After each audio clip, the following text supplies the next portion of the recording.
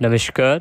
आप सभी को आषाढ़ अमावस्या की ढेरों शुभकामनाएं। भगवान भोलेनाथ के आशीर्वाद से आपके सभी काम बने, आपके पारिवारिक जन स्वस्थ रहें, दीर्घायु हों, इसी कामना के साथ आज के इस वीडियो में हम बात करेंगे आषाढ़ अमावस्या की। अमावस्या कब है, अमावस्या की पूजा किस प्रकार से आपको करनी चाहिए, क्या दान करना चाहिए, किन चीज़ों से हमें बचना चाहिए, वो एक अचूक उपाय जिसको अगर आप अमावस्या पर करते हैं तो अवश्य ही आपकी परेशानियां दूर होती हैं। साथ ही बताएंगे शुभ मुहूर्त और किस प्रकार से आपको पितरों का तर्पण करना चाहिए ताकि आपके पितृ जो हैं वो प्रसन्न हों और उनके आशीर्वाद से आपकी सभी परेशानियां सदा सदा के लिए दूर हो जाएं। हर महीने कृष्ण पक्ष के अंत में अमावस्या तिथि आती है, जिसके साथ कि वह पक्ष संपूर्ण हो जाता है। तो आषाढ़ मास के कृष्ण पक्ष की जो अमावस्या है उसे आषाढ़ अमावस्या के नाम से भी जाना जाता है। आषाढ़ अमावस्या के दिन स्नान दान करने से पुण्य की प्राप्ति होती है और सभी प्रकार के पाप नष्ट हो जाते हैं। आषाढ़ पूर्णिमा का शास्त्रों में बड़ा महत्व माना गया है। धार्मिक मान्यताओं के अनुसार अमावस्या के दिन पितृलोक से पितर जो हैं वो पृथ्वी पर आते हैं और उम्मीद करते हैं कि अपने वंश से उनको तृप्ति मिलेगी, तृप्त किया जाएगा। इस वजह से अमावस्या के दिन पितरों के प्रति तर्पण किया जाता है, पिंडदान किया जाता है, श्राद्ध कर्म आदि किया जाता है। अमावस्या तिथि भगवान विष्णु और पितरों को समर्पित है। इस दिन गंगा स्नान के साथ साथ जप तप और दान भी किया जाता है, क्योंकि इस दिन दान पुण्य और गंगा स्नान से कहीं अधिक पुण्य की प्राप्ति होती है। धार्मिक मान्यता है कि अमावस्या पर श्रीहरि और पितरों की पूजा करने से जातक के जीवन में खुशियों का आगमन होता है और साथ ही पितृ तृप्त होकर प्रसन्न होते हैं।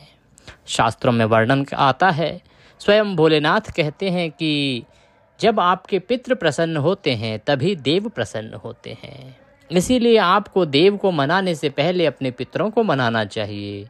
आपने देखा होगा कि अगर किसी के पितृ नाराज़ होते हैं, परेशान होते हैं या किसी की कुंडली में पितृ दोष होता है तो जितना मर्जी संपन्न क्यों ना हो वो सब समाप्त हो जाता है। व्यक्ति के जीवन में परेशानियां ही परेशानियां खड़ी हो जाती हैं, कारोबार रुक जाता है, नौकरियां चली जाती है, आर्थिक परेशानियां सामने आने लगती हैं, साथ ही आपके परिवार में कलह कलेश की स्थिति पैदा हो जाती है, पति पत्नी में कलह कलेश की स्थिति पैदा हो जाती है। बहुत बार तो ऐसा भी होता है कि संतान उत्पत्ति तक रुक जाती है, परिवार आगे बढ़ना तक बंद हो जाता है।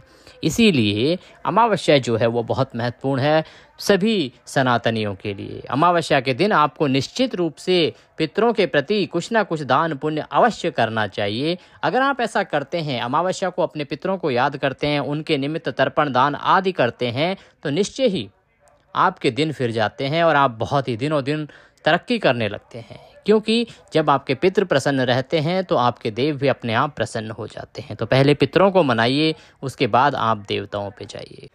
अमावस्या के दिन आपको सुबह सूर्योदय से पहले उठ जाना चाहिए। उठने के बाद स्नान करना चाहिए, किसी नदी में स्नान करिए, गंगा जी जा सकते हैं तो सर्वोत्तम है, वहाँ जाके स्नान कीजिए। स्नान करने के बाद दान करना चाहिए। दान किन चीज़ों का करेंगे? देखो, पितरों की कृपा करने के लिए आषाढ़ अमावस्या पर श्रद्धा अनुसार गरीब लोगों को अन्न और धन का दान देना चाहिए। ज्योतिष शास्त्र के अनुसार अमावस्या पर इन चीज़ों का दान करने से जातक को पूर्वजों की कृपा प्राप्त होती है। आप गेहूं चावल भी दान कर सकते हैं।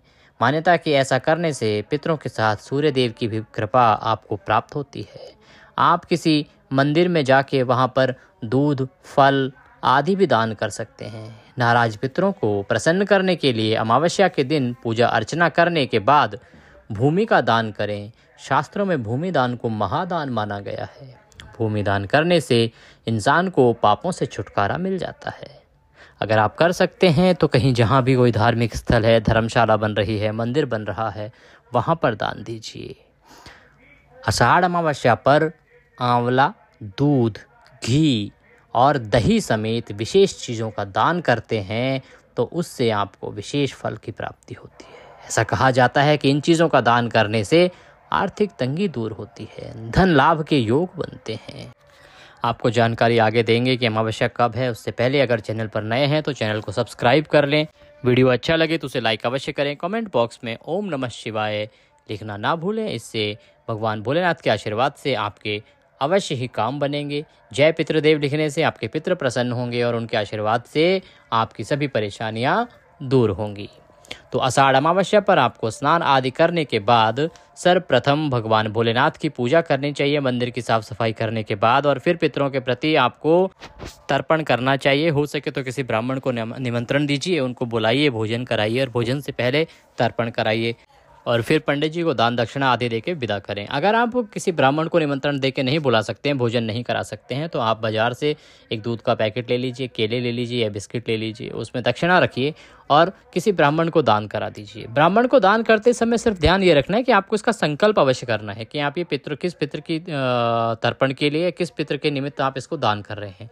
तो संकल्प करके अगर आप दान करते हैं तो उसका सीधा फल आपको मिलेगा, क्योंकि वह जो दान है वो आपके पितरों के निमित्त ही लगेगा। इसीलिए आपको संकल्प करके उस दिन दान करना चाहिए। दान करने के बाद आप अपने दैनिक कार्यों में लग सकते हैं। आपके जो भी कार्य हैं उनको आप करिए। अब बात आती है कि आपको जो ये दान पुण्य करना है, शुभ समय क्या है और अमावस्या तिथि है कब। अमावस्या को लेकर जो कन्फ्यूज़न है उसको दूर करते हैं कि अमावस्या का व्रत आपको किस दिन करना है, अगर व्रत करते हैं तो दान पुण्य कब करना है। पंचांग के अनुसार आषाढ़ अमावस्या कृष्ण पक्ष की जो अमावस्या तिथि है वो 5 जुलाई 2024 को प्रातः 4:57 पर शुरू होगी और इसका समापन होगा अगले दिन यानी 6 जुलाई को 4:26 पर।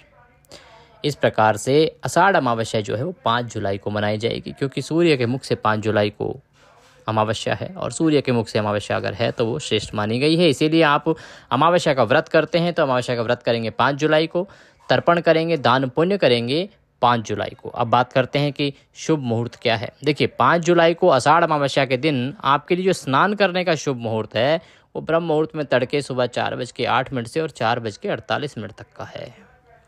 अगर हम श्राद्ध के समय की बात करें कि आपको तर्पण कब करना चाहिए, श्राद्ध के लिए उत्तम समय क्या है, आप पितरों को खुश करने के लिए उनका श्राद्ध कर्म करना चाहते हैं तो आषाढ़ अमावस्या के दिन प्रातः 11 बजे से और 2:30 तक शुभ समय है। इसमें आप अपने पितरों के प्रति श्राद्ध कर्म करें, तर्पण करें तो आपको अवश्य ही अच्छा फल प्राप्त होगा। पितरों के लिए जल से तर्पण देना उत्तम होता है। कुश, काले तिल, सफ़ेद फूल और जल से पितरों का तर्पण किया जाना चाहिए। तो ये थी जानकारी अमावस्या के बारे में और पितरों के तर्पण से संबंधित।